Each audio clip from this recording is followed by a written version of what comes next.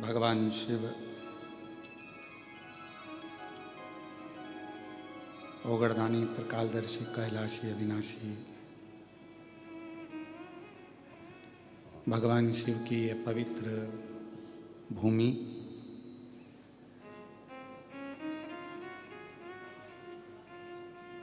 बैरुल कृष्णेश्वर महादेव की यह पवित्र धरा, जहाँ से आप और हम सब ऑनलाइन शिव महापुराण की एक पवित्र पावन संपूर्ण विश्व का कल्याण करने वाली, जीवों को आनंद देने वाली पवित्र शिव महापुराण की कथा को श्रवण करने के लिए विराजमान है, बैठे हैं। ये कथा ऑनलाइन तो सीहोर से होने वाली थी, पर हितेश जी बोले कि गुरुजी जब आप सीहोर से ही ऑनलाइन कर रहे हो तो कथा छत्रपति संभाजी नगर में करो। फिर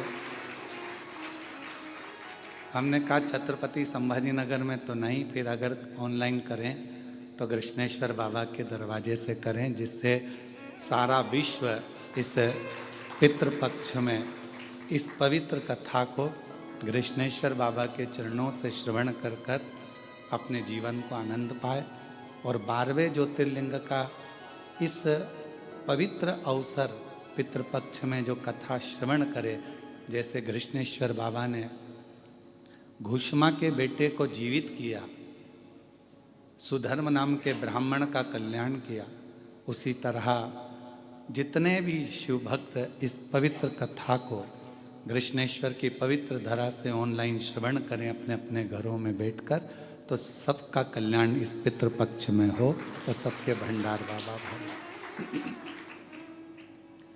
तो ये पवित्र कथा कृष्णेश्वर महादेव की पवित्र भूमि से हो रही है और ऑनलाइन चल रही है। इस कथा में किसी को आना नहीं है, सबको अपने अपने घरों से कथा का लाभ लेना है। हमने हितेश नारखेड़े को कहा था कि भाई भीड़ को कंट्रोल तो का मालूम ही नहीं पड़ेगा, किसी को ज्ञात ही नहीं होगा और ऑनलाइन कथा हो जाएगी। तो हमने कहा ये शंकर है, जब डमरू बजाता है तो सबको मालूम पड़ जाता है, ये उसकी उदारता है। सो सुलभा सोपान दत्तात्रेय नारखेड़े इस कथा के मुख्य यजमान बने हैं। सो ज्योति श्री राजेंद्र आनंदराव पाटिल इस कथा के मुख्य यजमान बने हैं। पल्लवी हितेश जी नारखेड़े इस कथा के यजमान बने हैं। और ये दिव्य और भव्य कथा एक आनंद के साथ, भक्ति के साथ चल रही है।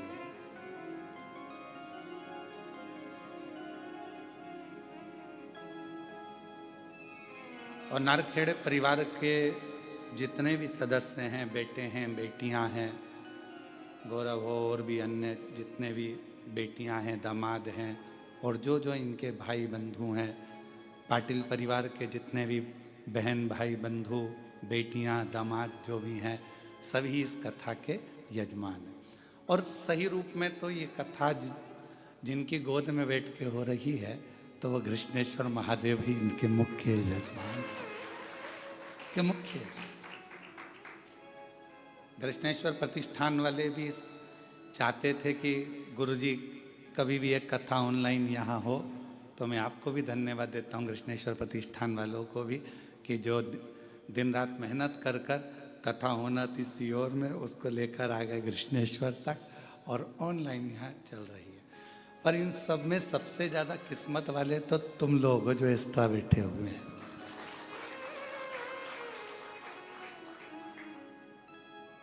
सोचा भी नहीं होगा कितने करीब से इतने नजदीक से और इतने आनंद के साथ, पूरे वीआईपी ट्रीटमेंट के साथ कथा श्रवण कर लेंगे। इसी को कृष्णेश्वर महादेव कहते हैं, सबको वीआईपी ट्रीटमेंट देना चालू कर देता है जो कथा श्रवण करते हैं, जो कथा सुनते हैं, श्रवण करते हैं। शिव कृपा। पल्लवी बेटी के नाना नानी भी यहाँ पर बैठे हैं, छोटी बहू रानी भी नारखेड़े परिवार से यहाँ बैठी हैं, और गौरव भी प्रत्यक्ष रूप से यहाँ बैठे हैं, आनंद कथा का लाभ ले रहे हैं। तो ये शिव है और शिव की करुणा है।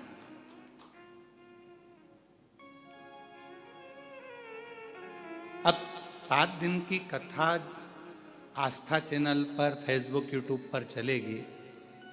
सब ये सोचकर सुनना कि पितृपक्ष की कथा हम बाबा कृष्णेश्वर नाथ की पवित्र भूमि महाराष्ट्र बेरुल से सुन रहे हैं। और जितने भी लोग कथा को श्रवण कर रहे हैं, जो पितरों के लिए सुन रहे हैं, 2 दाना चावल का हाथ में लेकर कथा को श्रवण करने के बाद अपना जो पानी का मटका है, हंडा है, परिंडा है, वो उस हंडे मटके के पास में 2 दाना चावल अपने गोत्र का बोलकर छोड़ देना। उस मटके के पास में, हंडे के पास में, पानी के मटके के पास में, क्योंकि ये पितृपक्ष की कथा। आपको मालूम होगा कि इस व्यासपीठ से बार बार चावल के दानों का, अक्षत का वर्णन किया जाता है। अक्षत एक उजला अन्न है। चावल एक उजला अन्न माना जाता है, और उस अन्न का महत्व ये रहता है कि जब हम पितृपक्ष में अपने पूर्वजों के लिए, अपने पूर्वजों का स्मरण कर कर यदि शिव महापुराण की कथा को श्रवण कर रहे हैं और कथा का रसतत्व ग्रहण कर रहे हैं, तो उस कथा के रसतत्व को हम उज्जवल अन्न के साथ अपनी जिंदगी को उज्जवल करने के लिए श्रवण करें। अब ये बात तो हमने अक्षत दाने की बोली, जो आस्था चैनल पर टीवी पे कथा सुन रहे हैं उनके लिए। और तुम अगर चावल रख लोगे तो ताली कैसे बजाओगे भजन में?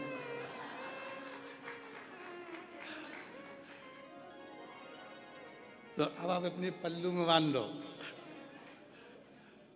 हाथ में रख लो जरा उसको, गोदी में, ठीक है। और तेरी कृपा बिना न हिले, जिसको आता है साथ में बोलेंगे, तेरी कृपा बिना न हिले एक भी अणु, लेते हैं श्वास तेरी कृपा से तनु, बखान क्या करूं मैं रागों के ढेर का, चपटी भभूत में खजाना कुबेर का। हे गंगाधार मुक्ति द्वार ओंकार तू, भोले ओंकार तू, आयो शरण तिहारी शंभु तार तार तू, बखान क्या करूं मैं रागों के ढेर का, चपटी भभूत में खजाना कुबेर का। हे गंगाधार मुक्ति वारी ओंकार तू, भोले ओंकार तू, आयो शरण तिहारी शंभु तार तार तू। शिव करुणा सागर है, शिव दया सागर है, शिव कृपा सागर है। पहले शिव महापुराण की कथा आपने और हमने बहुत श्रवण करी, सुनिए। पितृपक्ष में भी बहुत श्रवण करी, पर ऐसा क्या क्रम है कि पितरों के पक्ष में जब शिव महापुराण की कथा होती है, पितृपक्ष में जब देवाधिदेव महादेव की यह पवित्र कथा होती है, तो हमारे पूर्वज, हमारे पितृ इस पवित्र कथा का लाभ लेते हैं, कथा को श्रवण करते हैं। एक बात हमने पहले भी कही, आज फिर कहते हैं, देवताओं के लोक में सबसे ज्यादा सुंदर लोक है पितृलोक।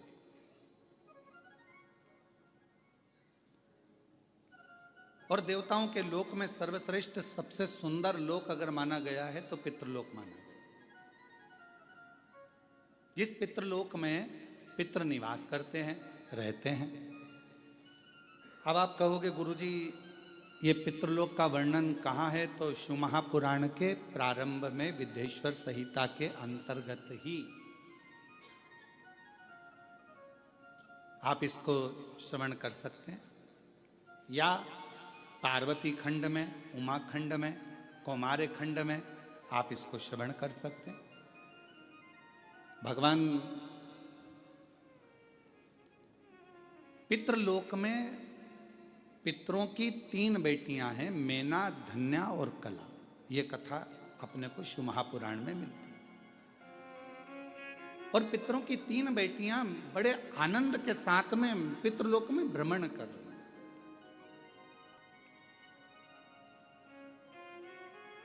और भ्रमण करते करते पितृलोक में वो तीनों, मेना, धन्या, कला, भ्रमण करते करते चल रही थी। और उन्हीं पितृलोक के दरवाजे पर सनकादि ऋषि बैठकर तप कर रहे हैं, साधना कर रहे हैं। सनत कुमार बैठे हैं और भगवत भजन में डूबे हुए, मंत्र जाप में, नाम जाप में, स्मरण में डूबे हुए, तप साधना में डूबे हुए। थोड़ी देर बाद वहीं से मेना निकल कर जाती हैं। हमारा शास्त्र कहता है कि कोई दरवाजे पर बैठा हो, भोजन की थाली रखी हो, कोई संत साधु बैठा हो, कोई सन्यासी बैठा हो, कोई कथा में बैठा हो, कोई सत्संग में बैठा हो, कोई भजन में बैठा हो, या जिस आसन पर बैठकर हम भगवान की आराधना कर रहे हो, साधना कर रहे हो, उस पर अपना लात, अपना चरण, अपना पांव नहीं लगना चाहिए। जिस आसन पर बैठकर हम भजन करते हैं उस आसन को पांव से नहीं सरकाना चाहिए, उस आसन को पांव से एकाग्रित नहीं करना चाहिए, हिलाना नहीं चाहिए। कई लोग बैठने से पहले अपना बैठने का जो सेटिंग करते हैं तो पहले पांव से, इधर आसन है तो उसे पांव से घसाएंगे। अगर उठाना ही है तो झुककर उठाओ उसको और फिर रखो उसे। पर पांव का प्रयोग आसन में भी नहीं किया जाता, पांव का प्रयोग बासन मतलब बर्तन में भी नहीं किया जाता। पांव का प्रयोग अगर कोई दरवाजे पर बैठकर सत्संग कर रहा है, भजन कर रहा है, कीर्तन कर रहा है, मंत्र जाप कर रहा है, तो उसको अपने पांव का, चरण का कहीं भाग न लगे, उस पर भी ध्यान रखना चाहिए। अब मेना, धन्या, कला पितरों की बेटियां हैं। अब पितरों की बेटियां आराम से निकल रही थी, पर मेना जब निकल कर गई तो उसके जो लहंगा था, अब आज के ज़माने में तो इतना भारी तो लहंगा नहीं चलता, पर उस समय पर तो सोना, रतन, माणिक, मोती, हीरा, पन्ना सब लहंगों में जड़ा रहता था। तो जैसे ही मैना निकल कर गई तो उनका जो लहंगा था वो सनत कुमार की जंघा पर लग गया। धन्या निकल कर गई, उनका शरीर का जो वस्त्र था, लहंगा था, वो उनके शरीर पर लग गया। कला निकल कर गई तो भी उनके शरीर पर उसका भाग लग गया। अब चरण तो नहीं लगा पर वस्त्र लगा है।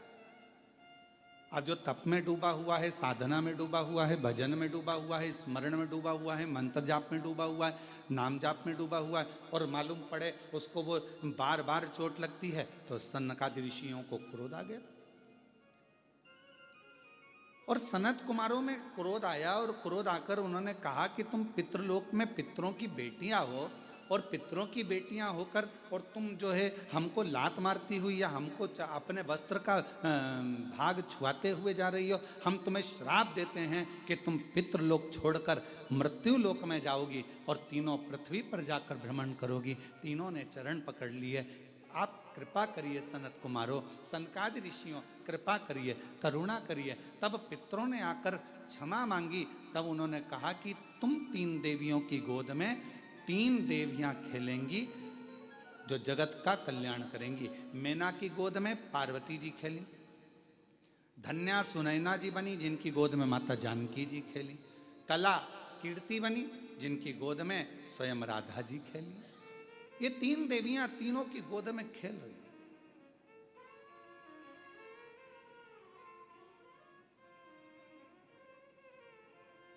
और पितृलोक का सुख छोड़कर मृत्यु लोक में आ गई।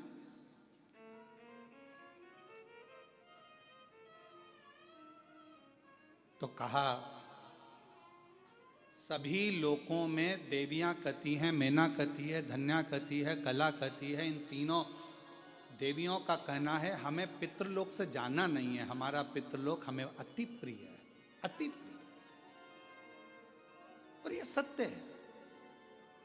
भले आपका छोटा सा झोपड़ा हो ना, आप कितने भी अच्छे होटल में रह रहे हो, कितने भी अच्छे आप कॉटेज में रह रहे हो, खूब डेवलप का गद्दा है डनलप का, और खूब जोरदार पानी भी मिल रहा है, वेटर भी लगे हैं, भोजन भी मिल रहा है, और बढ़िया चाय भी मिल रही है, कॉफ़ी भी मिल रही है।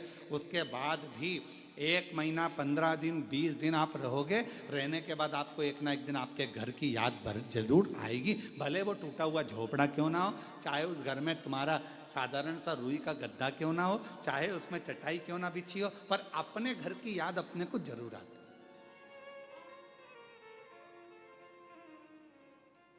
अब तुम लोगों को आए कि नहीं आए वो हमको नहीं मालूम, पर ये तो निश्चित है कि अपने घर की याद अपने को आती। सही बात है। कथा में याद नहीं आती, बाकी के समय पर तो आती है ना, निश्चित है। तो भले कितने भी वीआईपी कॉटेज में रह लो, भले तुम कितने भी आनंद के साथ रह लो, पर घर की याद जरूर। तो मैना धन्या कला तीनों देवियां पृथ्वी पर भ्रमण करती हुई कहती हैं हमें पितृलोक की याद आती है। पितृलोक हमारा लोक सर्वश्रेष्ठ है। और ये सत्यता है। पितृलोक क्यों श्रेष्ठ है? तो माता मैनावती से पूछा गया। एक बार हिमालय राज ने पूछा कि मैना तुझे अपने पिता का घर पितृलोक इतना प्रिय क्यों है? तो मैना जी ने कहा कि जब पृथ्वी पर कथा होती है, मृत्यु लोक में पृथ्वी पर जब कथा होती है, भगवान शंकर की यह पवित्र धरा मृत्यु लोक में जब भी विष्णु महापुराण की कथा होती है, जितनी देर तक कथा के पंडाल में जितने लोग बैठकर कथा श्रवण करते हैं या किसी भी माध्यम से जितने लोग, जैसे आस्था चैनल पर सुन रहे हैं, फेसबुक यूट्यूब पर श्रवण कर रहे हैं, आप जहाँ जहाँ बैठकर कथा को श्रवण कर रहे हैं अपने अपने घरों में, जितनी देर तक आपका ध्यान शिव महापुराण की कथा में रहता है, उतनी देर तक भगवान बैकुंठ छोड़कर पितृलोक में पितरों के ऊपर हाथ रखकर कथा को श्रवण करते हैं। अब आप लोग जितने लोग बैठे हो, आपके पूर्वज, आपके दादा परदादा 71 पीढ़ी में, कोई महिला है, बेटी है, उसकी 71 पीढ़ी, कोई पुरुष है, उसकी 71 पीढ़ी। तो जितने लोग भी इस आस्था चैनल पर कथा को सुन रहे हैं, फेसबुक यूट्यूब पर कथा को श्रवण कर रहे हैं, या बेलूर की इस पवित्र घृष्णेश्वर महादेव की इस पवित्र हॉल में बैठकर इस कथा को श्रवण कर रहे हैं, आप जितने भी सुन रहे हैं, आपके पूर्वज, आपके पितर, आपके देवता, आपके दादा परदादा 71 पीढ़ी में जहाँ कहीं पर भी होंगे, वो पितृलोक में जब बैठे रहेंगे, आप कथा श्रवण कर रहे होंगे, उस समय पर भगवान देव अधिदेव महादेव, भगवान नारायण और भगवान ब्रह्मा, इंद्र, 33 कोटि देवता पितृलोक में जब तक आप कथा सुनते हो, उतनी देर तक वो पितृलोक में हमारे पूर्वजों के पास उनके कंधे पर हाथ रखकर ऐसे श्री शिव महापुराण की कथा को श्रवण करते हैं और वर देते हैं। देख तेरे परिवार वाले कथा सुन रहे हैं, देख तेरे परिवार वाले कथा करवा रहे हैं, देख तेरे परिवार वाले 3 घंटे तक कथा में अपने हृदय को, अपने चित्त को, अपने मन को लगाए हैं। जा पितृपक्ष में ये कथा तेरे पूर्वजों के आनंद में ये श्रवण कर रहे हैं। मैं 16 दिन के श्राद्ध में भगवान नारायण कहते हैं, मैं वर देता हूं कि जो पितृपक्ष की कथा श्रवण करता है उसकी मनोकामना देव अधिदेव महादेव पूर्ण कर देते हैं। ये नारायण वचन देते हैं।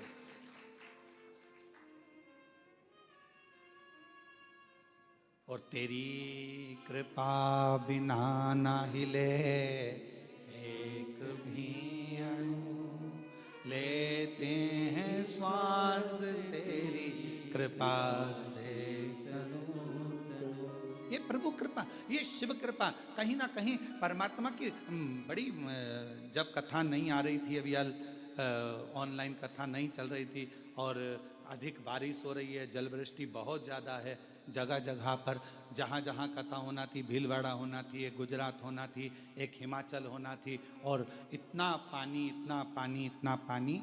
तो उनको देखते हुए कि किसी को जनहानि ना हो, कोई आए कथा में और किसी को तकलीफ ना हो, इसलिए समितियां उस कथा को रोकते रोकते फिर इस कथा को ऑनलाइन पर लेकर आई, जिससे आप सभी इस कथा का रसतत्व अपने घर बैठकर कर सके, श्रवण कर सके।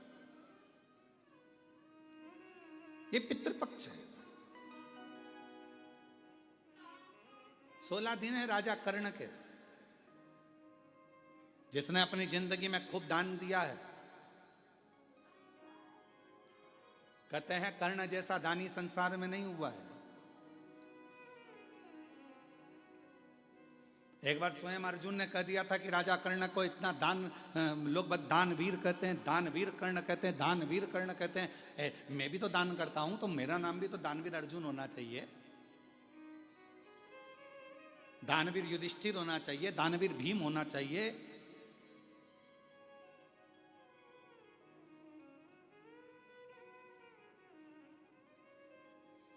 क्यों?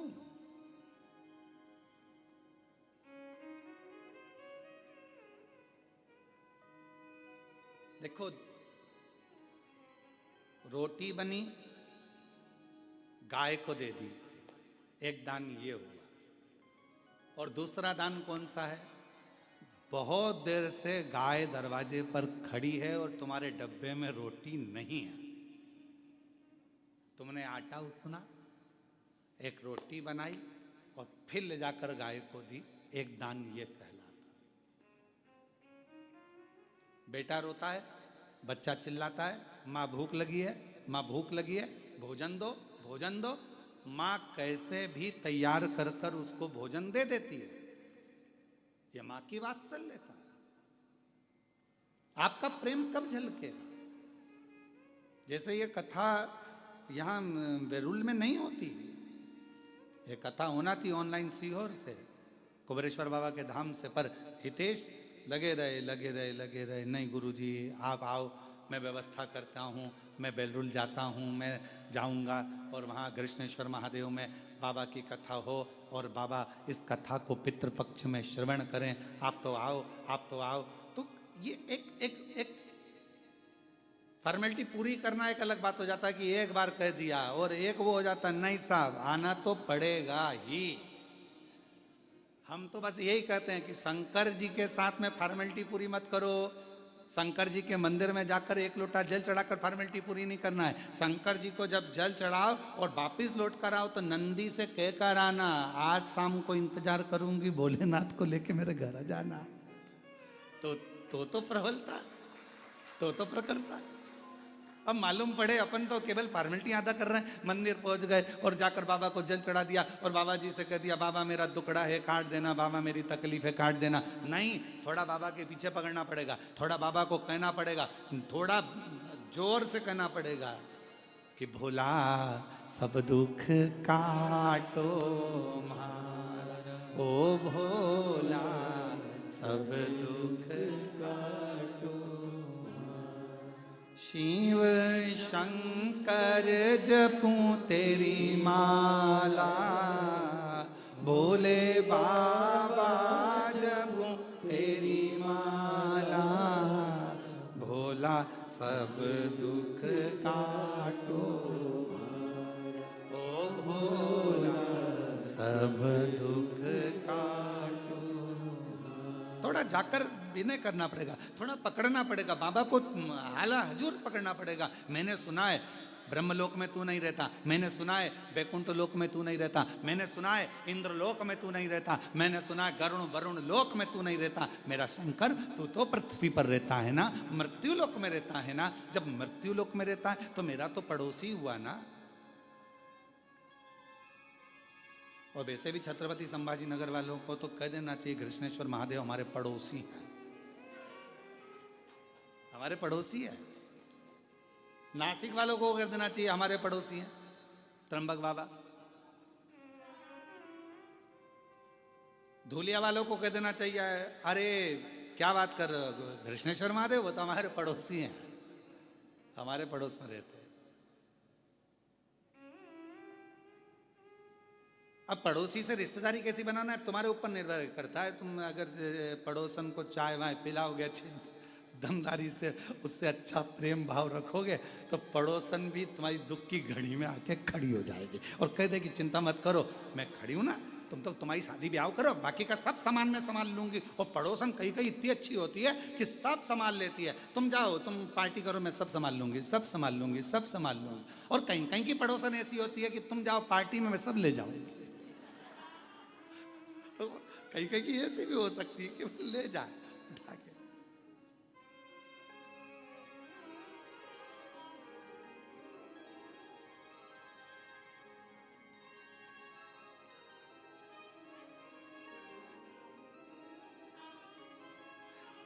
एक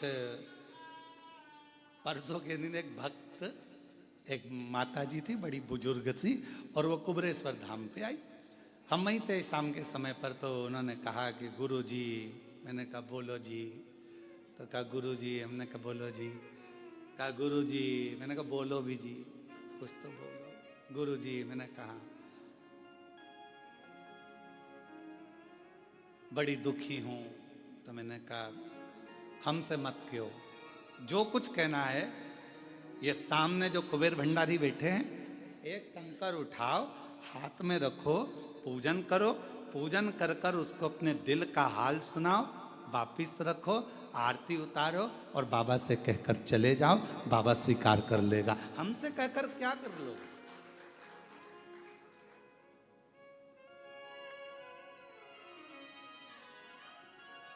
हमसे कहकर क्या करो?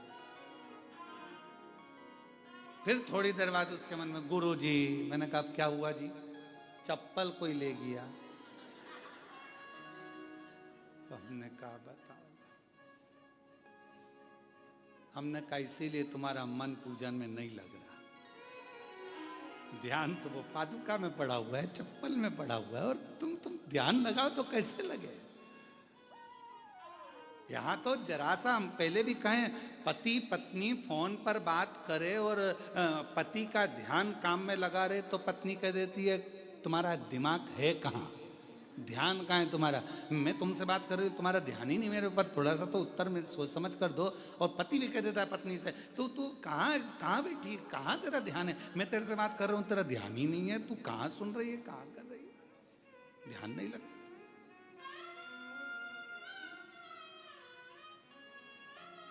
और मैंने तेरे ही भरोसे बाबा, तेरे ही भरोसे हवा बिच उड़ती जावांगी, बाबा डोर हत्तो छड़ी मैं कटी जावांगी, भोले मैं तेरी शंभु मैं तेरी।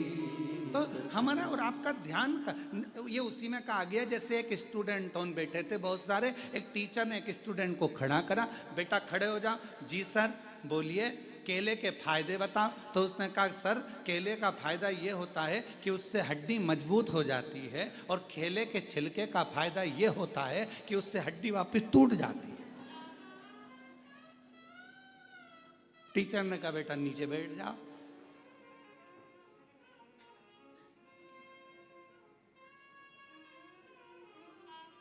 अब हमारा ध्यान वही है कि केले का फायदा क्या, तो कहा अभी तो कह रही थी कि बहुत दुखी हूं, और फिर वो क्या हो गया कि केले का छिलके से हड्डी टूट जाती, मतलब चप्पल मेरी गुम गई है, अब ध्यान तेरा चप्पल में।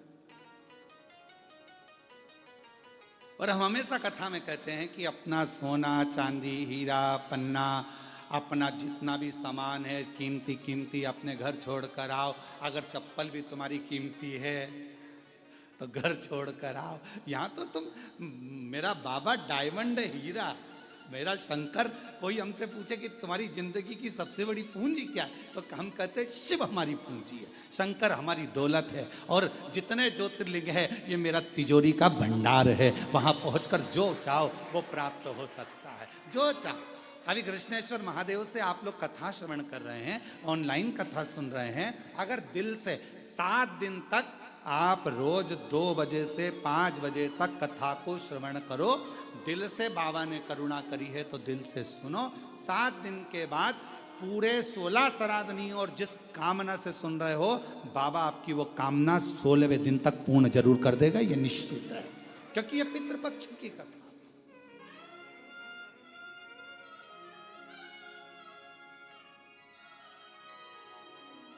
पितृपक्ष की कथा मतलब पितरों के भाव से, पितरों के कल्याण हेतु, पितरों के सुख हेतु भगवान शंकर के पुत्र स्वयं गणेश जी महाराज के नाना जी के सुंदर आनंद में ये कथा हो रही, क्योंकि माँ पार्वती के पुत्र गणेश और पार्वती के पिताजी हैं पितृ, तो गणेश जी के हो गए नाना जी, नानी जी।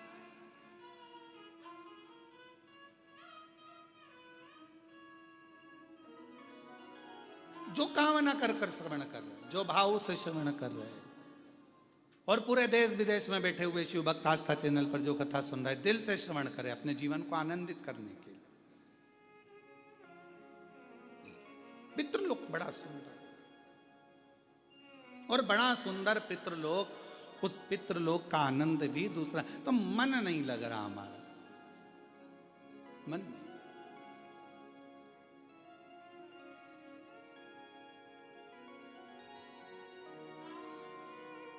ये पितृलोक मेरा प्रिय प्रिय। पार्वती मां कहती हैं हिमालय राज से मेरा दिल नहीं लगता, पितृलोक में मेरा मन लगता है, क्योंकि पितरों का लोक एक ऐसा लोक है जहां भगवान नारायण स्वयं अपने देवताओं के साथ में पितरों के कंधे पर हाथ रखकर कथा का रसतत्व श्रवण करते हैं और वर देते हैं। इतनी प्रियता। महाभारत में भी राजा कर्ण की कथा में कहा गया कि दानवीर कर्ण कहा जाता है जिन्होंने दान दिया। तो ऐसा कैसा दान दिया कि दानवीरों की गिनती में युधिष्ठिर नहीं आए, दानवीरों की गिनती में अर्जुन नहीं आए, दानवीरों की गिनती में भीम नकुल सहदेव नहीं आए, दानवीरों की गिनती में केवल राजा कर्ण आए? ऐसा क्या दान दिया? 2 कथा है राजा कर्ण की, और बड़ी विचित्र। एक, अर्जुन ने जब भगवान कृष्ण से कहा कि दानवीरों में मेरी गिनती क्यों नहीं है, तो भगवान ने कहा कि समय आएगा जब मैं बताऊंगा। एक दिन भगवान कृष्ण ने एक सोने का पर्वत खड़ा कर दिया,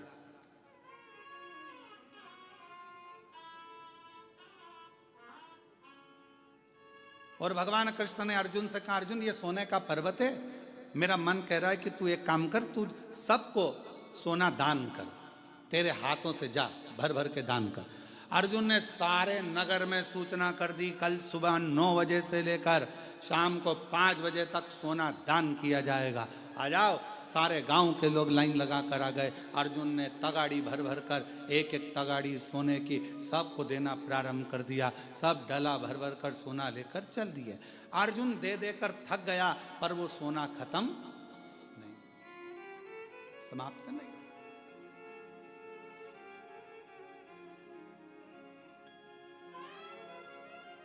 अर्जुन ने भगवान द्वारकानाथ से कहा कि प्रभु अब मेरा दान करते करते मैं तो थक गया, मैं सोना दान नहीं करूंगा। भगवान ने पूछा ठीक है। भगवान ने कर्ण को बुलाया, कर्ण ये सोने का पहाड़ है, दान करना है। कर्ण ने सूचना करवा दी सारे नगर में कल सोना वितरण होगा, आ जाना और ले जाना। सारे की सारे आ गए, खड़े हो गए।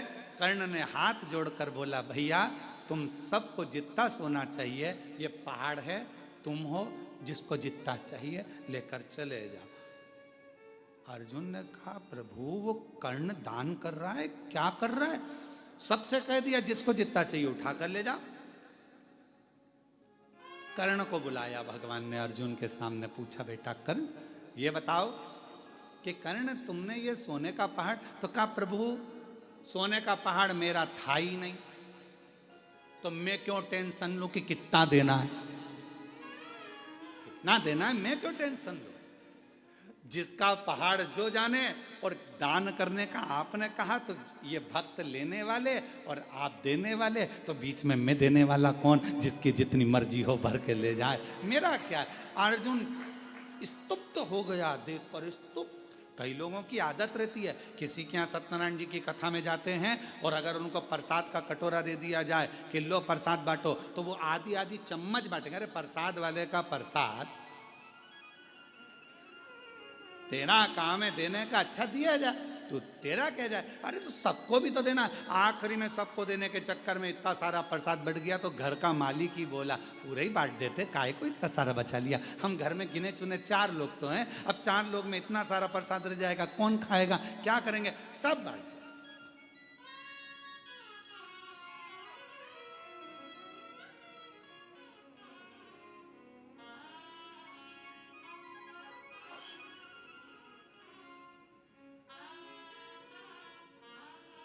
हमारे यहाँ बाबा के धाम में, कुबरेश्वर धाम में एक नियम है, नुक्ति बनी, नुक्ति जानते हो ना, बूंदी,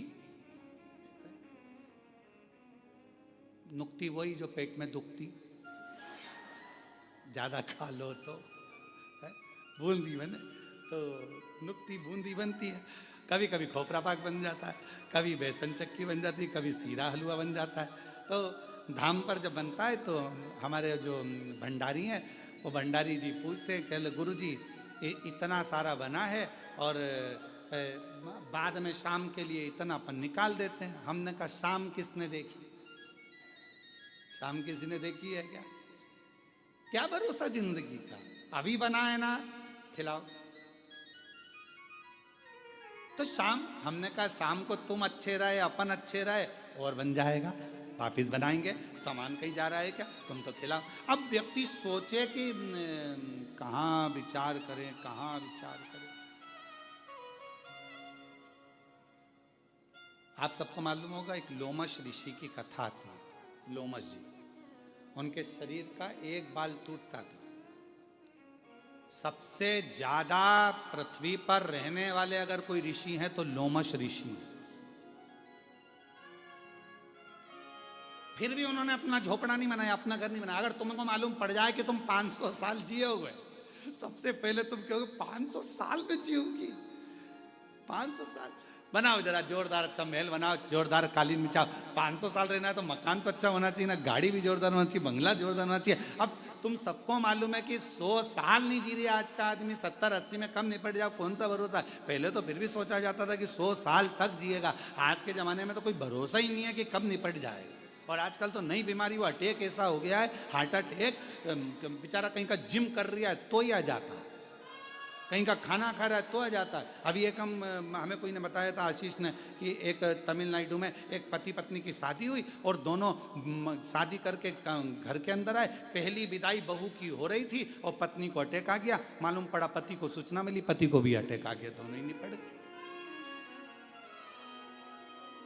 श्वास रुक जाएगी चलते चलते, क्षमा बुझ जाएगी चलते चलते, दम निकल जाएगा रोशनी का, क्या भरोसा है इस जिंदगी का, क्या भरोसा है इस इस जीवन का, क्या भरोसा, इस जिंदगी का क्या भरोसा, जरा विचार करिए। तो इसलिए जितना समय परमात्मा ने दिया है, जब कथा मिल जाए, आस्था चैनल पर जब कथा श्रवण करने को मिल जाए, मालूम पड़ जाए कथा आ रही है, आज से चालू हो गई, अपनी अड़ोसन पड़ोसन पीछे वाली धड़ोसन सबको सूचना कर दो कथा चालू हो गई, भरोसा किसको है।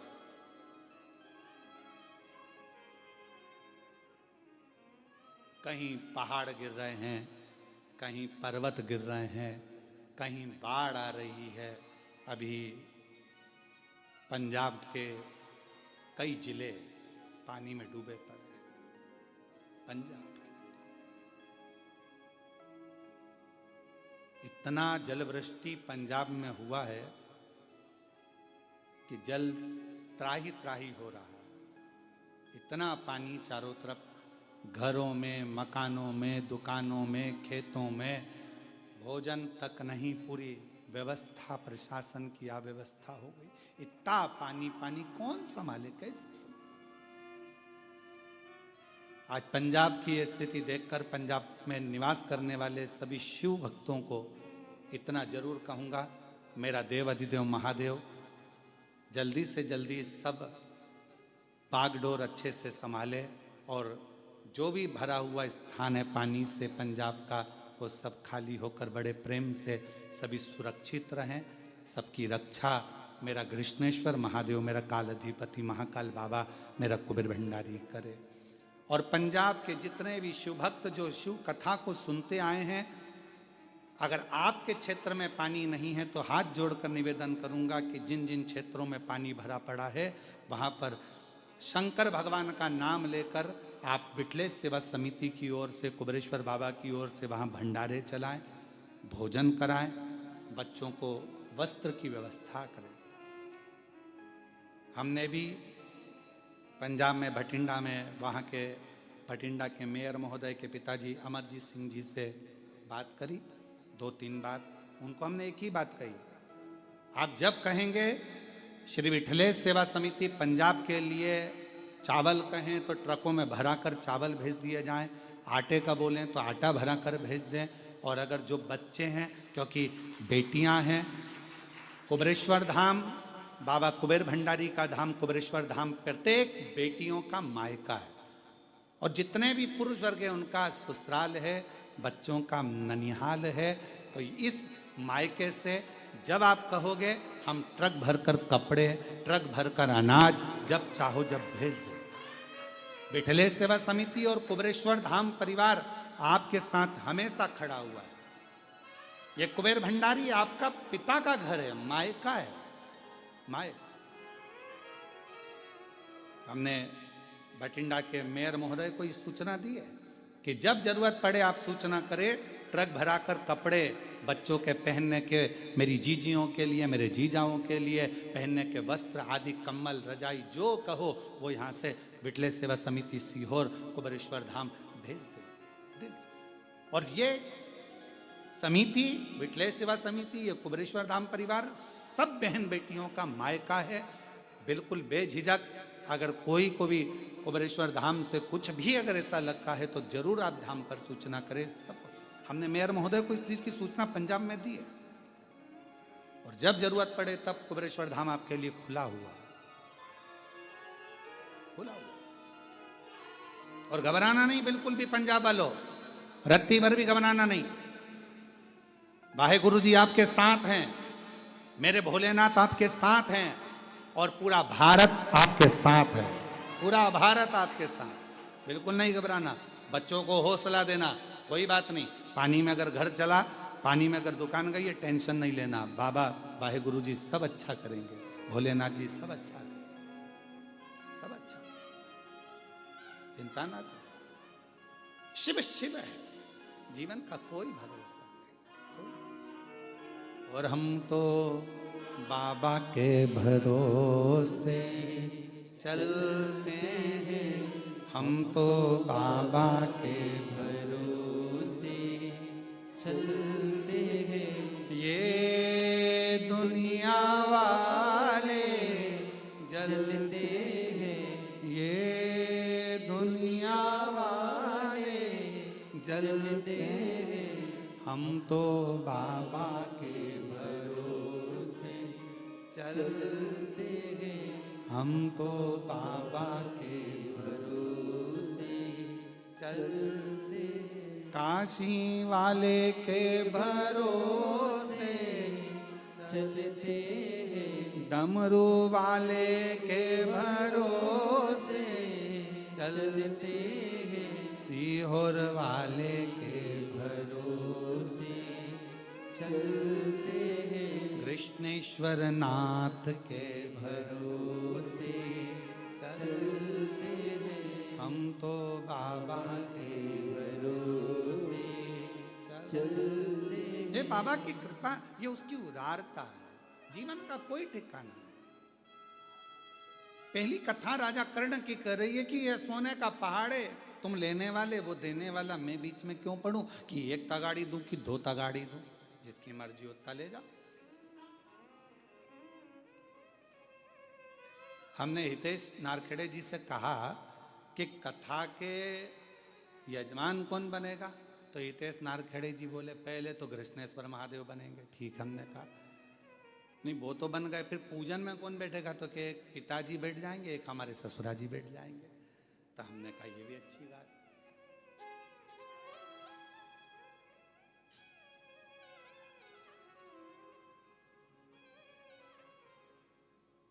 इससे बढ़कर सुख क्या है? क्या पता कौन सा पुण्य सामने आया, कौन सा पुण्य तुम्हारे सम्मुख में आया, क्या पता क्या योग संजोग था। पाटिल साहब हम कहेंगे योग संजोग, हम कहेंगे पूर्वजों का हुआ होगा। नारखेड़े जी कुछ योग संजोग पूर्वजों का हुआ होगा, जो ये कथा बैरुल की पवित्र धरा पर हो रही है, ये उसकी कृपा और यजमान के रूप में आप लोग ये उसकी। और मेरी जितनी जीजियां बैठी हैं यहाँ पर, पता नहीं आपको सूचना कैसे मिल गई वो तो हमको नहीं मालूम, पर ये जरूर है कि आप लोग आए हो तो कुछ प्रभु कृपा से होगा।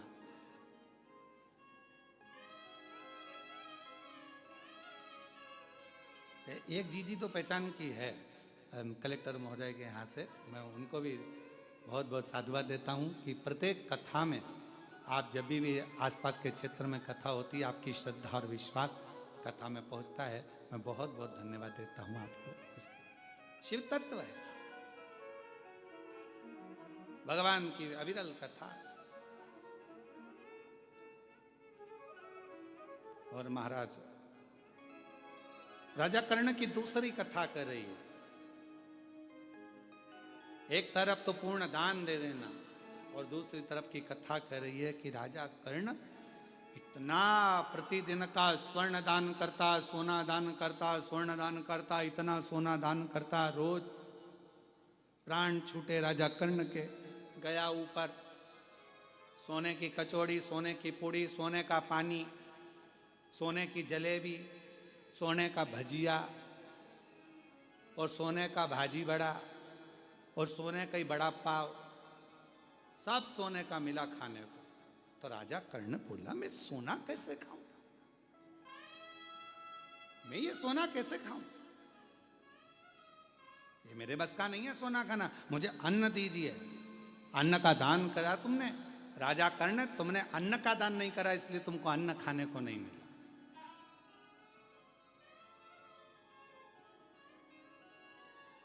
इसलिए शिव महापुराण की कथा कहती है मौका मिले वस्त्र दान अपनी जगह पर है, स्वर्ण दान अपनी जगह पर है, मुद्रा दान अपनी जगह पर है, भूमि दान अपनी जगह पर है, पर शिव महापुराण की कथा कहती है अन्न दान सर्वश्रेष्ठ माना गया है। जो दिया वो प्राप्त हो, जो दिया वो प्राप्त हो।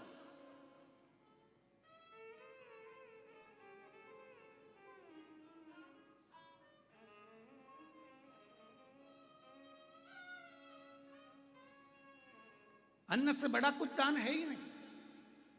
भूखे को भोजन, प्यासे को पानी, जय बाबा बर्फानी। भूखे को भोजन कराए, प्यासे को पानी पिलाए और शिव जी का नाम ले, बाबा बर्फानी का जय जयकार होता ही क्यों है। भूखे को भोजन, प्यासे को पानी, जय बाबा बर्फानी।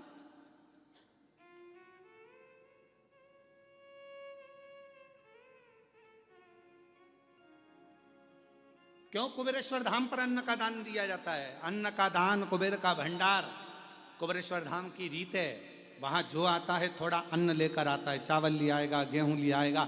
जो कुबेरेश्वर धाम पर आता है वो थोड़ा थोड़ा अन्न लेकर आता है, भले आधा किलो लाया, 1 किलो लाया, पर कुबेरेश्वर धाम में आया तो के अन्न का दान और कुबेर का भंडार वहां दिया और वहां लिया, घर पहुंचते पहुंचते प्राप्त हो जाता।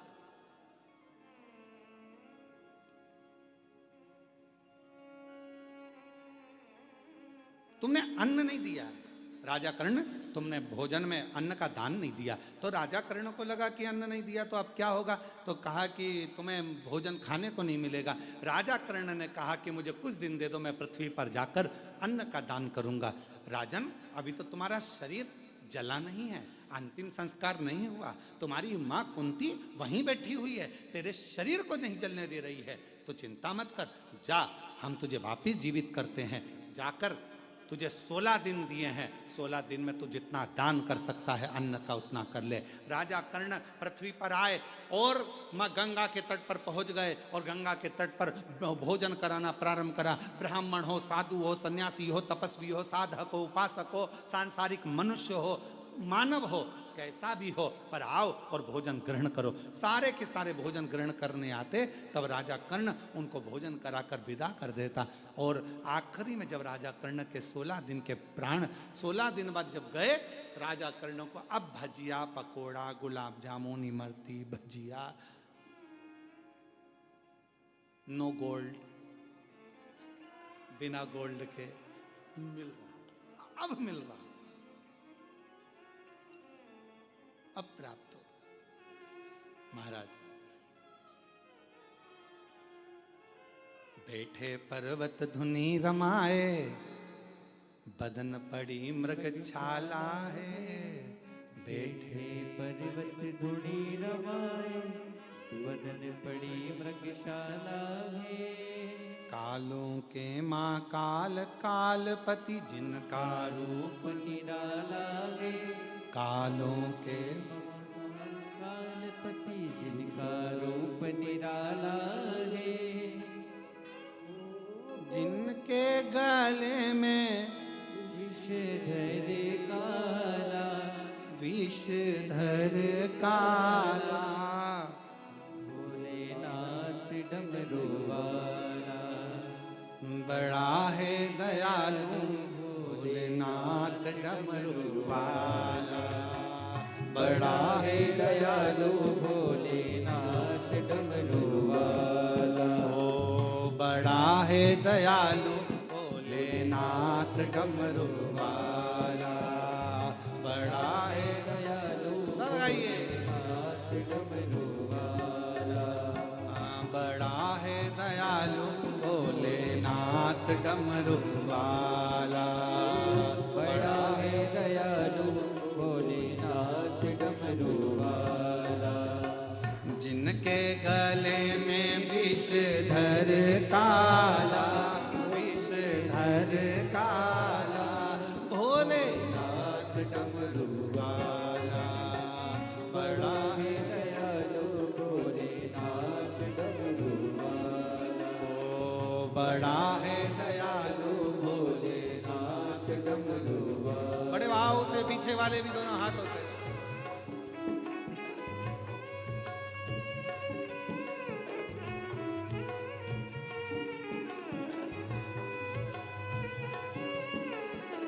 शंभो।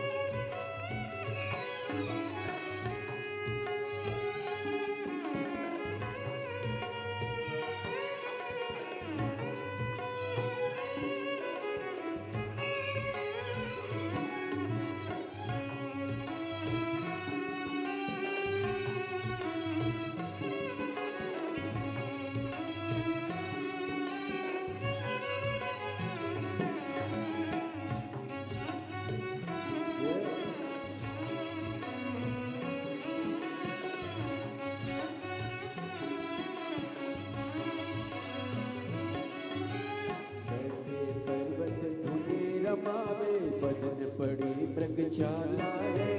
कैले पर्वत धुनी रमाए, बदन पड़ी मृगशाला है। कालों के महाकाल सदाशिव, जिनका रूप निराला है। कालों के महाकाल सदाशिव, जिनका रूप निराला है।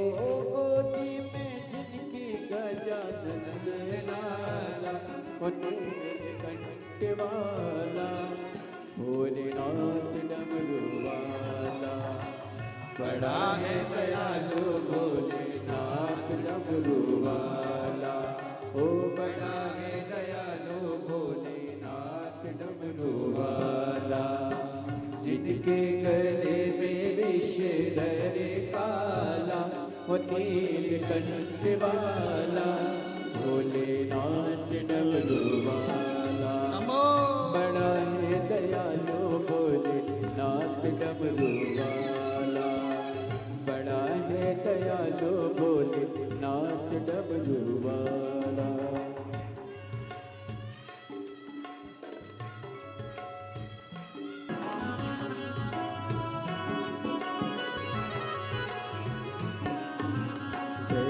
पर्वत धुनी रमावे बदन पड़ी मृगशाला है ओ बैठे पर्वत धुनी रमाए बदन बड़ी मृगशाला है कालों के महाकाल सदा शिव जिनका रूप निराला है ओ कालों के महाकाल सदा शिव जिनका रूप निराला है ओ गोदी में उनकी गजानंद लाला नीलकंठ वाला भोलेनाथ डमरू वाला ओ बड़ा है दयालु भोलेनाथ डमरू वाला बड़ा है दयालु भोलेनाथ डमरू वाला बड़ा है दयालु भोलेनाथ डमरू वाला बड़ा है दयालु भोलेनाथ डमरू वाला बड़ा है दयालु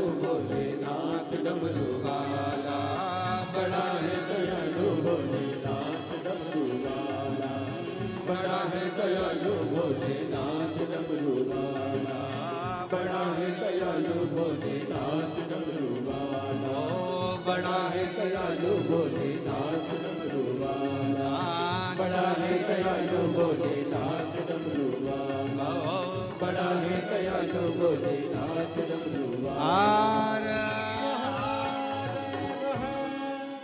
अपने स्थान पर बैठकर भगवान देवाधिदेव महादेव से अपने मन की बात कहें, दिल से प्रार्थना करें, विनय करें, निवेदन करें, विनती करें। जो टीवियों के सामने बैठकर आस्था चैनल पर कथा श्रवण कर रहे हैं वह वहां बैठकर, जो पंडाल में बैठकर कथा सुन रहे हैं वो पंडाल में बैठकर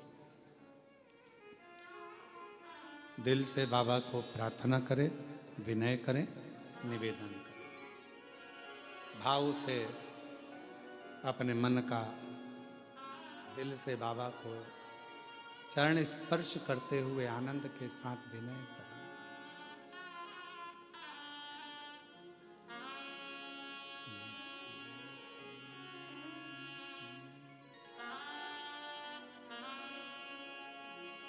श्री शिवाय नमस्तुभ्यं श्री शिवाय नमस्तुभ्यं श्री शिवाय नमस्तुभ्यं श्री शिवाय नमस्तुभ्यं श्री शिवाय नमस्तुभ्यं भोला सब दुख काटो हमारा ओ भोला सब दुख काटो हमारा शिव शंकर जपू तेरी माला भोले बाबा जपू तेरी माला भोला सब दुख काटो हमारा ओ भोला सब दुख काटो हमारा वेश है मंगल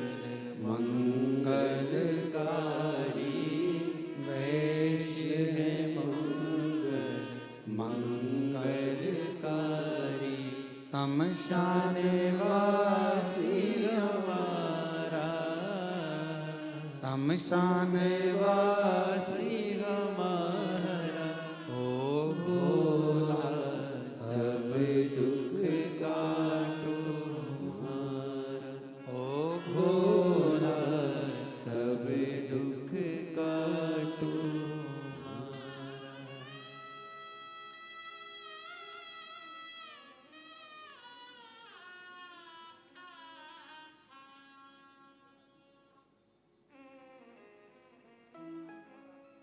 बाबा देवाधिदेव महादेव, भगवान शिव, ओगढ़दानी, त्रिकालदर्शी, कैलाशी, अविनाशी, भगवान शंकर की पवित्र कथा शिव महापुराण वर्णन कर रही है। शिव तत्व कह रहा है, भगवान शंकर की कथा कह रही है। भगवान देवाधिदेव महादेव का पवित्र चरित्र वर्णन कर रहा है। कर्ण के 16 दिन 16 सरात के रूप में आज भी गिने जाते हैं। पितृपक्ष के अंतर्गत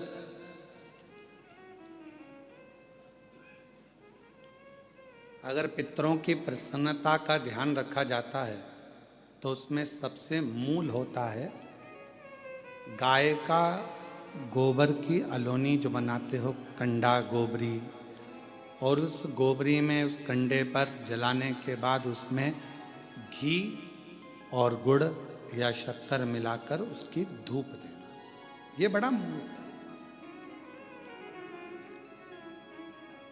क्यों महाराज? शिव महापुराण की कथा कहती है अन्न 5 रात्रि तक हमारे शरीर के अंदर रहता है। कितने रात्रि?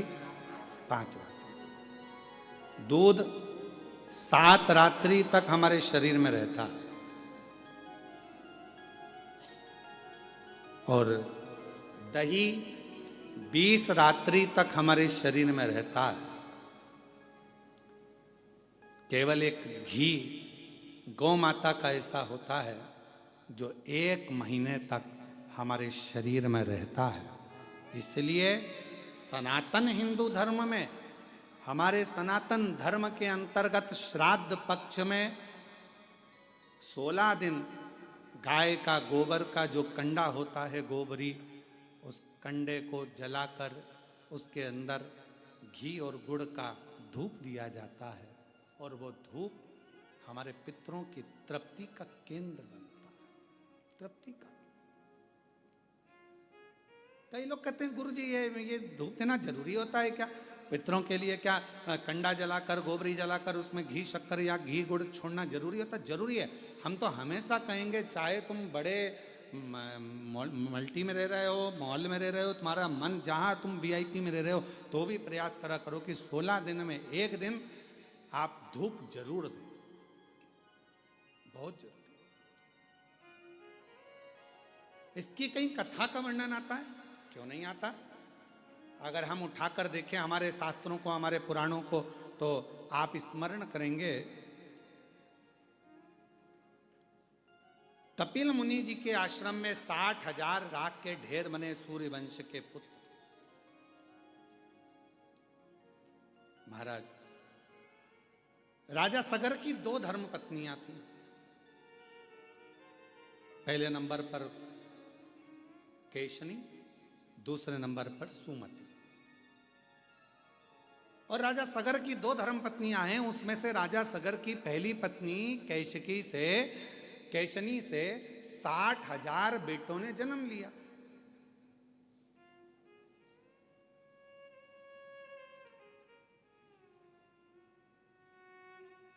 अब कई लोगों के मन में एक प्रश्न खड़ा हो जाता है, गुरु जी एक बच्चे को नारी जन्म देती है तो उसकी स्थिति क्या रहती है, और आप कह रहे हो कि 60,000 पुत्र को जन्म।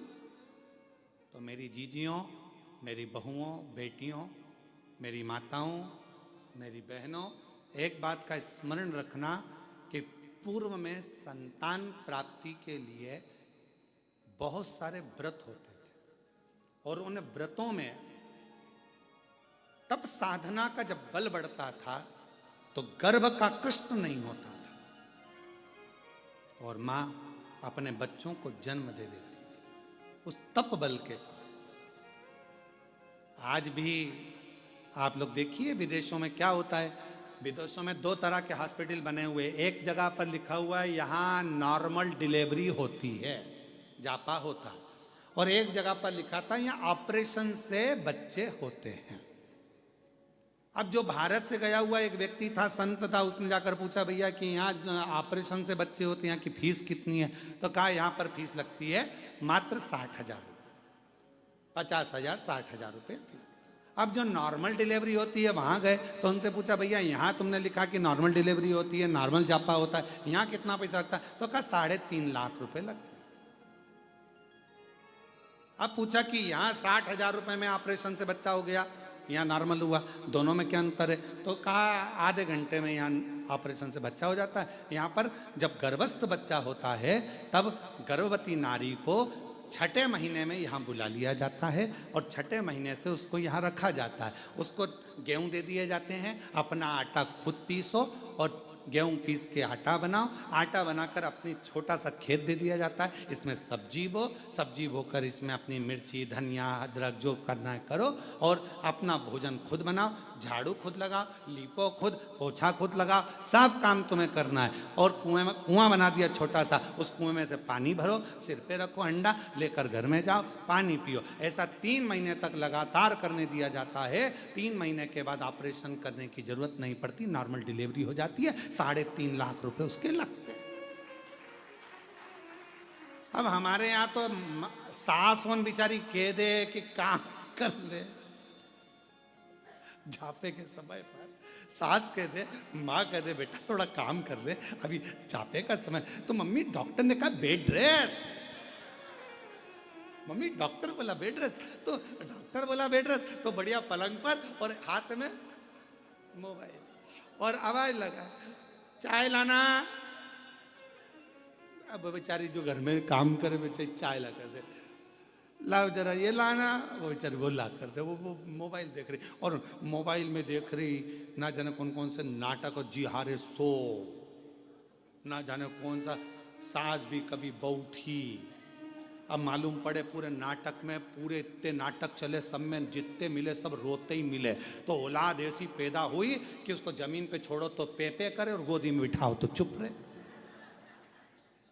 अब किसी महाराज जी से पूछने गई, महाराज जी हमारा बच्चा बड़ा चिड़चिड़ा हो गया, इसको गोदी में रखती तो चुप रहता है और नीचे रखो तो रोता है। महाराज जी बोले ये बताओ कि मोबाइल में जब गर्भ में था तो मोबाइल में कितने सीरियल देखे थे? सब कुमकुम भाग और ये भाग वो भाग, और दिन भर औलाद, जैसे वो नाटक में एक ना एक रोती मिले, ऐसी औलाद रोती मिले, 24 घंटे रोए 24। और कभी कभी फिर मम्मी चिढ़ जाए, उसकी माँ धो दे लपक के, खूब धो, चुप हो जा चुप हो जा। इतने में पिताजी आ जाए, क्यों मार रही है बेचारे को, क्यों मार रही है? लो तुम चुप कर लो। अब बोले भाई,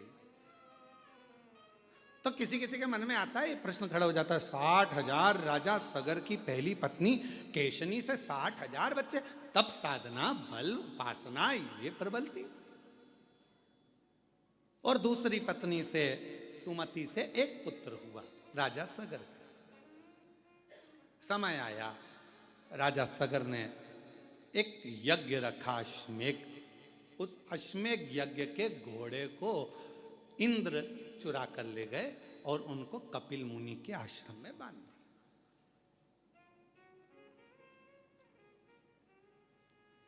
अब आपके मन में फिर अगला प्रश्न आएगा, क्या देवता ऐसे होते थे कि दूसरे के घोड़े चुरा के दूसरी जगह बांध दिया है? बहुत ध्यान रखना, ईर्षा एक शब्द ऐसा है जो किसी को भी बढ़ते हुए नहीं देख सकता। आप उन्नति की सीढ़ी पर चढ़ोगे, आपको वो देख नहीं पाएगा। ईर्षा, ईर्षा एक शब्द ऐसा है जो किसी को बढ़ता हुआ नहीं देख सकता। इसके पास गाड़ी कैसे आ गई, इसका बंगला कैसे बन गया, ये इतने ऊंचे पद पर कैसे पहुंच गया, इतनी अवधि कैसे हो गई, इतना प्रतिष्ठा कैसे हो गई, इतना नाम कैसे चल रहा है, इतना दौलत कैसे आ गया, इतना धन कैसे आ गया, इतना वैभव कैसे आ गया। ये ईर्षा व्यक्ति के भीतर पनपती रहती है, ईर्षा। और फिर निवेदन है, दूसरे को कोई मतलब नहीं है, सबसे ज्यादा तकलीफ अपनों को होती है। ये ईर्षा अपनों को तकलीफ देती। तो क्या करना चाहिए? लोग जलेंगे, ईर्षा करेंगे, तो क्या हम गाड़ी में नहीं घूमें? लोग जलेंगे, ईर्षा करेंगे, तो हम क्या खाना नहीं खाएं? लोग जलेंगे, ईर्षा करेंगे, तो क्या हम कथा नहीं सुने? आप रोज रोज कथा सुन लो।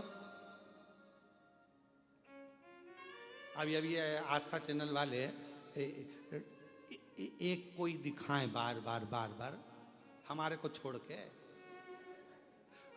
एक को दिखाए, और तुम घर पे जाके जब आस्था चैनल पर कथा सुनना चालू करो और उसमें बताओ इसी इसको दिखा रहा, मेरे को दिखाया नहीं, मैं तो बैठी थी आगे बैठी और मुझे दिखाया ही नहीं, तो भीतर ईर्षा आ जाए। ईर्षा बड़ी विचित्र, बड़ी विचित्र।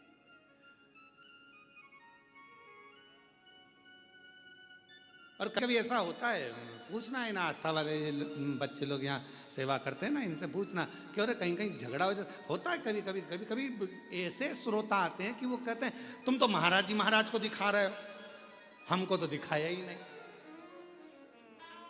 कई बार ऐसा भी हो जाता। अब ईर्षा, इंद्र ने घोड़ा लिया अश्वमेध यज्ञ का, उसको कपिल मुनि के आश्रम में बांध दिया। कपिल मुनि के आश्रम में बांधा तो राजा सगर जी ने अपने 60,000 बेटों से कहा कि बेटा जाओ, अश्वमेध यज्ञ का घोड़ा पकड़ लिया है, जरा जाकर देखो और उसको छुड़ा कर लाओ। 60,000 पुत्र राजा सगर के चले और राजा सगर के पुत्रों ने सब जगह पर अश्वमेध यज्ञ के घोड़े को ढूंढना प्रारंभ किया। बहुत सावधानी से सुनिएगा, यह कथा पितृपक्ष की और शिव महापुराण की, यह पितृपक्ष की यह कथा जीवन का आनंद देने वाली। बहुत सावधानी से सुनिएगा कि गाय के गोबर का कंडा पर, गोबरी पर घी गुड़ छोड़ने का लाभ क्या है, जरा ध्यान से सुनना इस कथा का, बड़ी विशेष कथा है और प्रत्येक व्यक्ति को पितृपक्ष में सुनना चाहिए इस कथा को। हम तो कहेंगे प्रत्येक व्यक्ति।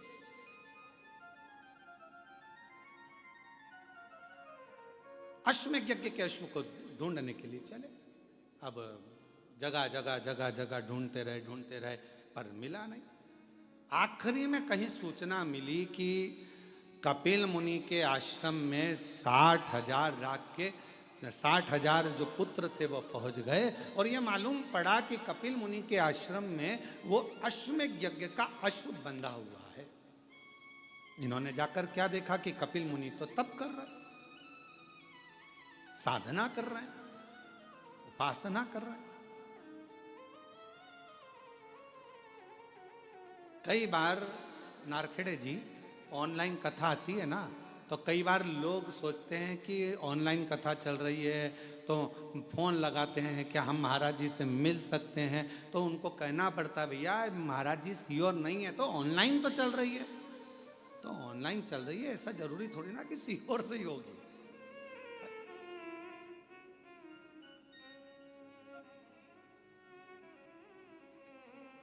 अब ऑनलाइन कथा कहाँ से हो रही, तो भैया बताना कृष्णेश्वर धाम में बेरुल से हो रही है, पर निवेदन है तुम मत आना।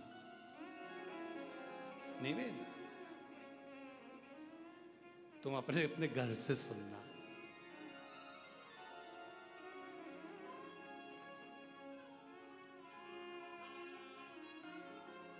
हमें हमारी जिंदगी में कोई टेंशन नहीं है केवल तुम्हारे सिवा।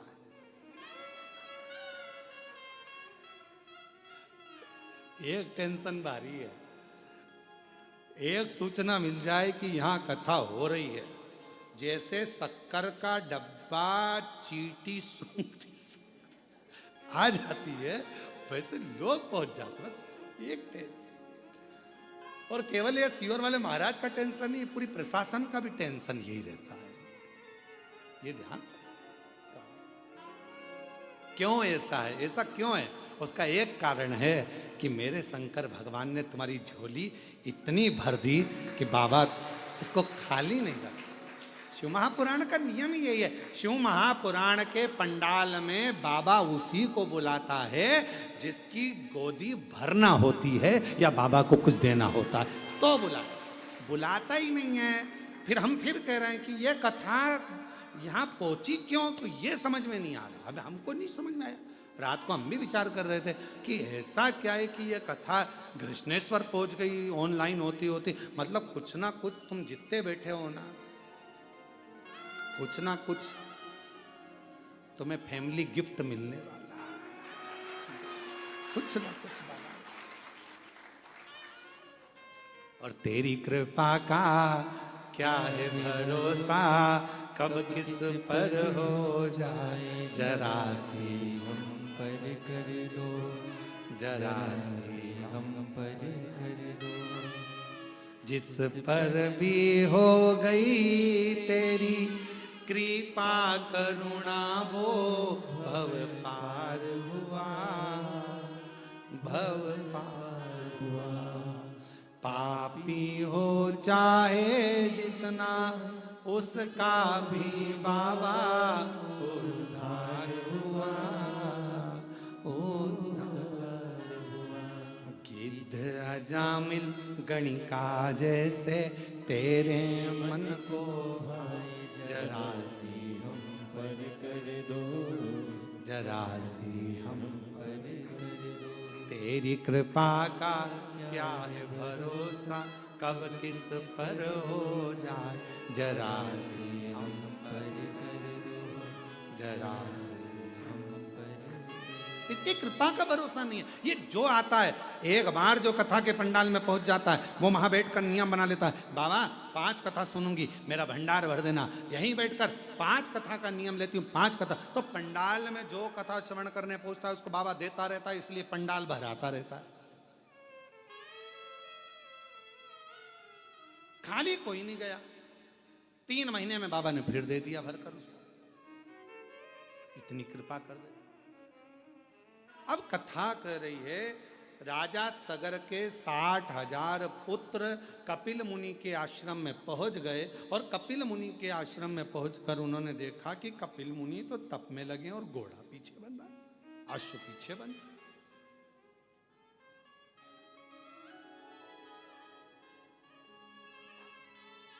अश्व पीछे।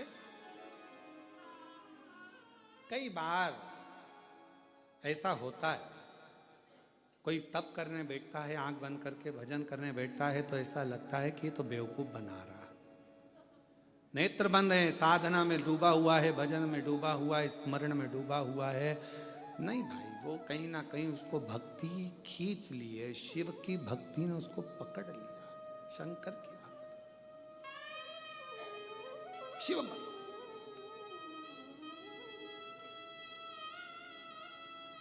थोड़ा भजन हमारे जीवन में सुख दे सकता है, थोड़ा भजन। जरूरी नहीं कि कोई 4 घंटे बैठकर भजन करे तो हमें 4 घंटे बैठकर भजन करना है, कोई 8 घंटे भजन करे तो हमें 8 घंटे भजन करना है। एक बड़ा सुंदर चरित्र है। जापान में एक साबुन की फैक्ट्री खुली, साबुन की फैक्ट्री खुली तो उसमें उन्होंने साबुन बनाए तो साबुन बनाते बनाते कई साल निकल गए और सालों निकलने के बाद में साबुन की फैक्ट्री में से कोई एक साबुन ऐसा था जिसमें साबुन ही नहीं अंदर था और खोखा खोखा चले गया।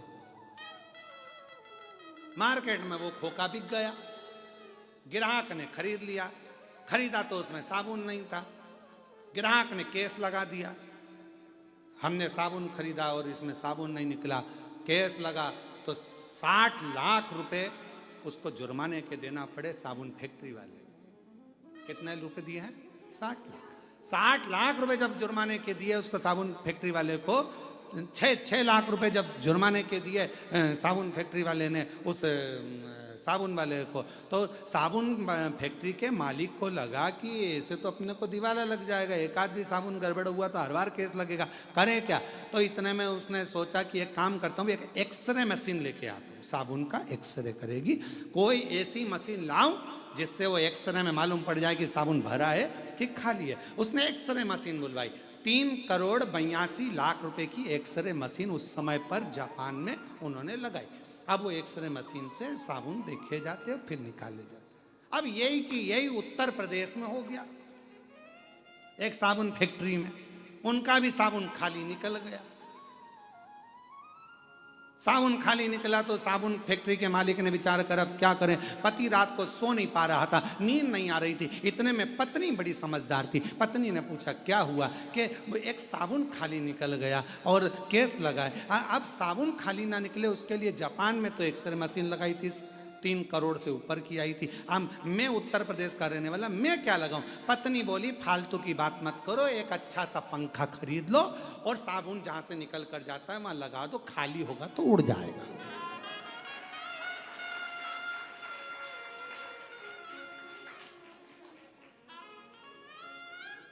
कोई जरूरी है कि कोई 5 घंटा तब करेगा तो अपन 5 घंटा करें?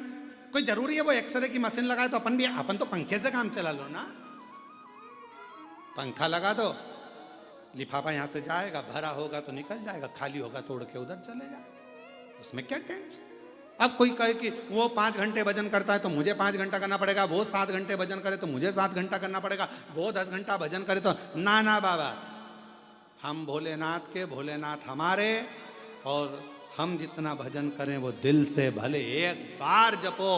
और श्री शिवाय नमस्तुभ्यं, श्री शिवाय नमस्तुभ्यं, श्री शिवाय नमस्तुभ्यं, श्री शिवाय नमस्तुभ्यं, श्री शिवाय नमस्तुभ्यं, श्री शिवाय नमस्तुभ्यं। एक बार जपो, पर भाव जरूरी नहीं है कि अपन वो 3 करोड़ खर्च करे तो अपन 3 करोड़ करो, वो 5 करोड़ खर्च करे तो अपन 5 करोड़ करो, जरूरी नहीं है। देखा देखी में काम बिगड़ जाता है। एक बार एक एग्जाम में लिखने को आ गया, बच्चे एक के पीछे एक बैठे थे, लिखने को आया कि दिल्ली की सबसे बड़ी मीनार का नाम लिखो। आगे वाले ने लिख दिया दिल्ली में कुतुब मीनार है, पीछे वाले ने आगे वाले का देखकर लिख दिया दिल्ली में कुतिया बीमार है। काम बिगड़ गया। देखा देखी में काम बिगड़ जाता है। देखा देखी मत करो, वो 8 घंटा भजन करे तो हम 8 घंटा करें, वो 5 घंटा भजन करे तो हम ना ना ना, हम तो बाबा के भरोसे चलते हैं, हम तो बाबा के भरोसे चलते हैं, ये दुनिया वाले चलते हैं, ये दुनिया वाले जलते हैं, हम तो बाबा के भरोसे चलते तो हैं। जरूरी नहीं कि कोई 5 घंटा भजन करे, अपन 5 घंटा करो, कोई 7 घंटा भजन करे तो अपन 7 घंटा करो, अपने से जितना। कपिल मुनि बैठे थे, तप कर रहे थे, साधना कर रहे थे, और कपिल मुनि तब साधना कर रहे हैं और 60,000 पुत्रों ने जाकर देखा कि ये तो आंख बंद करके बैठा हुआ है, घोड़ा हमारा चुरा के लाया, अश्व हमारा लाया और तप करने बैठा। तो लगा ये तो ढोंग कर रहा, पर घोड़ा उसने नहीं चुराया। कई बार जरूरी नहीं कि जो हमने देखा है वही सत्य हो, उसके पीछे कोई क्रम भी हो सकता है।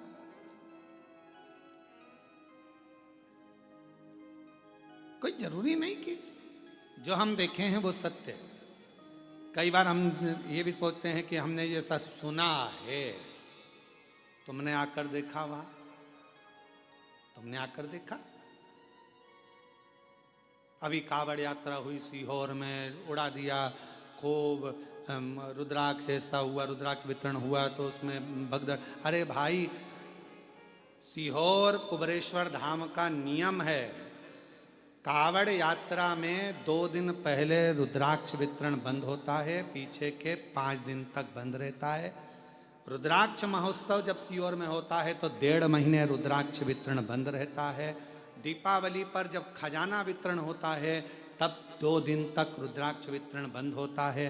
गुरु पूर्णिमा का दिन होता है तो रुद्राक्ष वितरण बंद होता है। तो वहाँ भगदड़ होगी कहाँ से? अब वो तो कोई बीमार है, कोई तकलीफ में है, कोई कष्ट में है, किसी को दमा हो गया, श्वास चली गई, किसी को अटैक आ गया, ऐसे किसी के प्राण छूट जाए तो लोगों को बदनाम कुबेरेश्वर धाम को करना है। और बदनाम बाबा, आई मृत्यु जाना पड़ेगा, चाहे आप हो चाहे हम हो। जहां जिसकी लिखी है उसको वहां जाकर परमात्मा से मिलना पड़ेगा। और अंत समय प्रभु आना पड़ेगा, वचन दिया तो निभाना पड़ेगा। आए नाई प्रभु कुटुंब कबीला, अंत समय प्रभु आना पड़ेगा, वचन दिया तो निभाना पड़ेगा। अंत समय प्रभु आना पड़ेगा। जो दिया अंत समय, तो जहां आया वहां जाना ही है, कोई रोक नहीं सकता, कोई नहीं रोकेगा।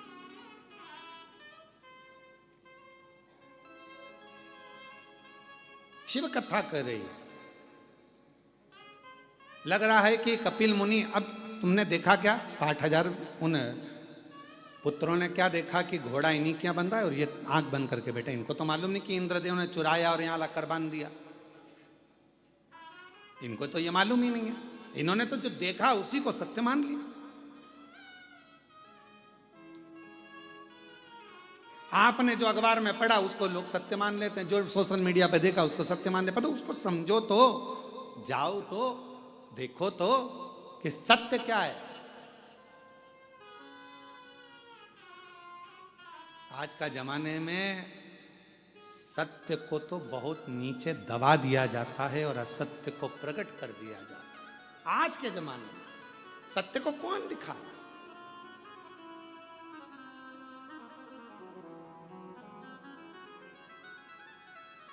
शिव कथा कर रही है, भगवान का चरित्र कर रहा है, पावन चरित्र वर्णन कर रहा है। देखा कि आश्रम बंधा हुआ है कपिल मुनि के आश्रम में, बड़ा आश्चर्य हुआ। एक संत आंखें बंद कर बैठा है, तप कर रहा है, साधना कर रहा है, और बताओ उसने वो घोड़ा बांध रखा है, वो भी चोरी कर रहा है।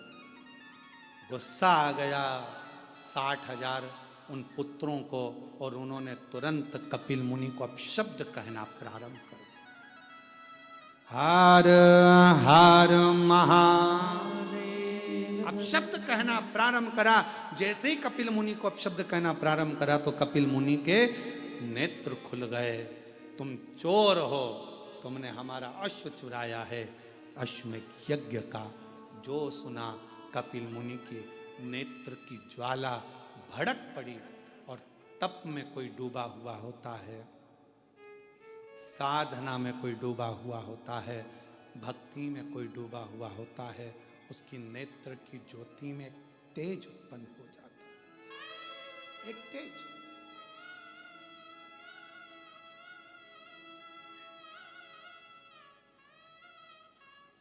एक तीव्रता आ जाती है।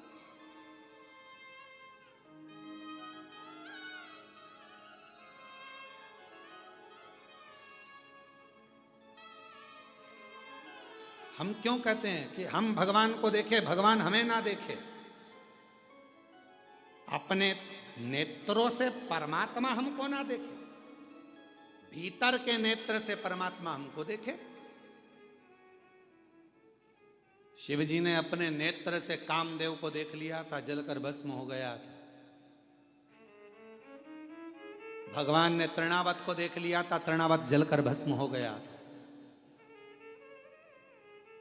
हम परमात्मा को देखें, परमात्मा हमको तो केवल भीतर के नेत्रों से, हम भगवान को याद करें। ये जरूरी है कि हम परमात्मा को याद करें, पर भगवान से कहना तुम हमको याद मत कर लेना। जिस दिन उसने तुम्हें याद कर लिया तुम यहां नहीं दिखोगे, सीधे भगवान से कहना हम तुम्हें याद करें पर तुम हमें याद मत करना। याद उसको करा जाता है जो दूर चले जाता है। मेरे शिव, आप तो अपने हृदय में हमको बिठा कर रखना, हमें याद मत करना। हम तेरे पुत्र हैं, हम तेरी संतान हैं, हम तेरी औलाद हैं। अपने हृदय में, अपने दिल में। आज हम कृष्णेश्वर बाबा के दर्शन करने गए, और जब कृष्णेश्वर बाबा के दर्शन करने के लिए कृष्णेश्वर बाबा के मंदिर में पहुंचे हैं, तो बाबा से जाकर हमने एक ही बात कही, हाथ जोड़कर उनसे स्पर्श करते हुए कहा, बाबा बड़ी करुणा करी आपने। ये कथा आपकी गोद में हो रही है, बेरुल में हो रही है। कृष्णेश्वर बाबा, इस कथा को मैं किसी को सुनाने नहीं आया हूँ, केवल आपको सुनाने आया हूँ। मेरे बाबा, आप इस कथा को श्रवण करने जरूर आना, जरूर।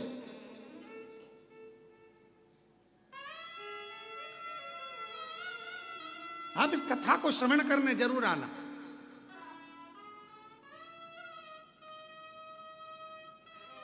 और मेरा विश्वास कहता है 7 दिन में एक दिन जिनके घर में अपन कथा करने बैठे हैं कृष्णेश्वर महादेव के, मेरा विश्वास कहता है वो घर का मालिक एक दिन जरूर आएगा।